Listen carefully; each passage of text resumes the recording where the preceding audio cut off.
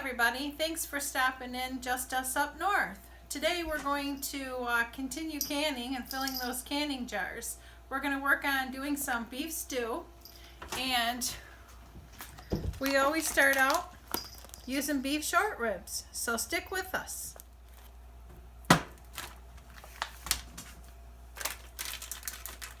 See, there's quite a bit of meat on these. It's going to be good.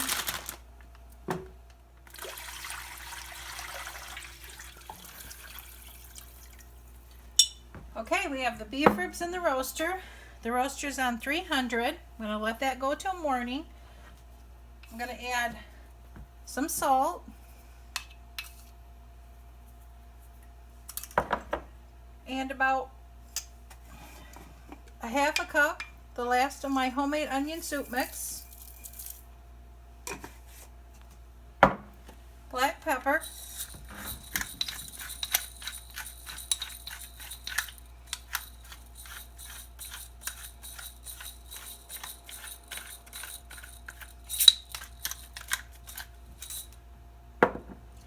A little bit of garlic powder.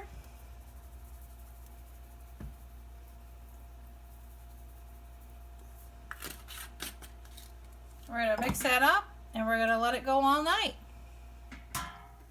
Good morning, everyone. So this is looking fantastic.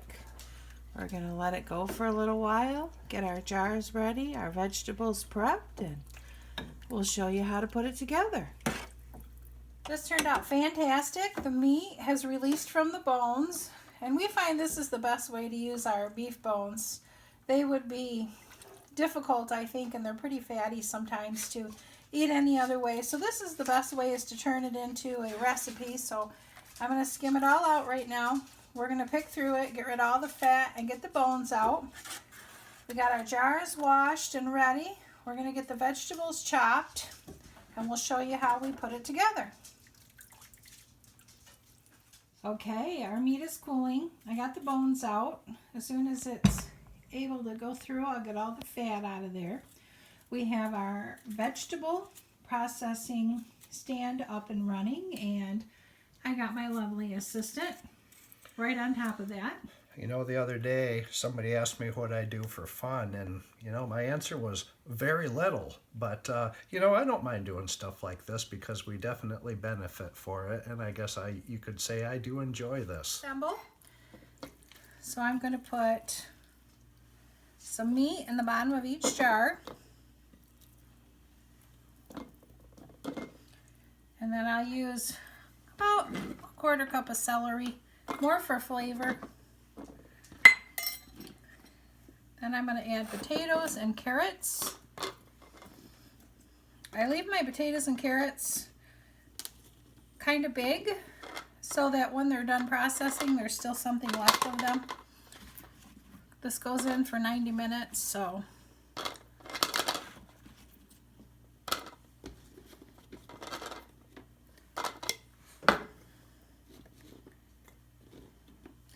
I like a fair amount of both carrots and potatoes. And I try and leave a good inch head space. That down in there. Then when we get all of them filled, we'll get the broth. Our jars are all full of the vegetables and the meat. Now it's time to add the broth that the meat cooked in over the last 24 hours. I'm going to leave an inch of head space.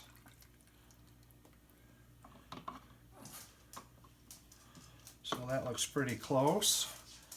I'm going to go at that with a little skewer to get the air bubbles out, but I'm going to fill them all with the liquid first.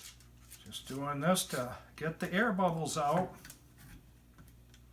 All right, the rims of the jars have all been wiped down, and now we are just putting on the lids and rings and getting ready to get them in the pressure canner.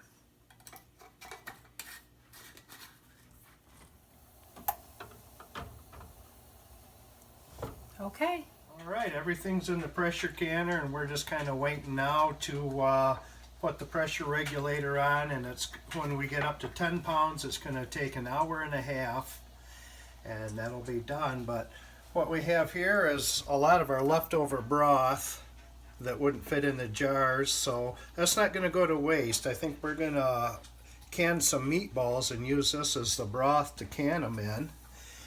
And it took a lot of vegetables to fill the jars. It was nearly 30 potatoes, 7 large carrots, 1 carrot for each jar, and I think it was 4 stalks of celery that evenly distributed between the jars. So it takes quite a bit to fill 7 jars, but it'll be worth it because each one of those will be a meal for us, for the 2 of us.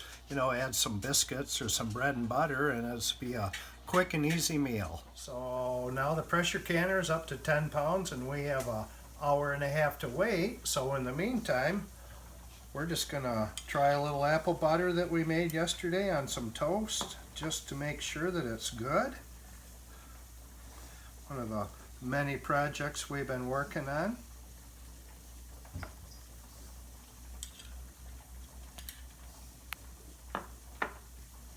Smells good.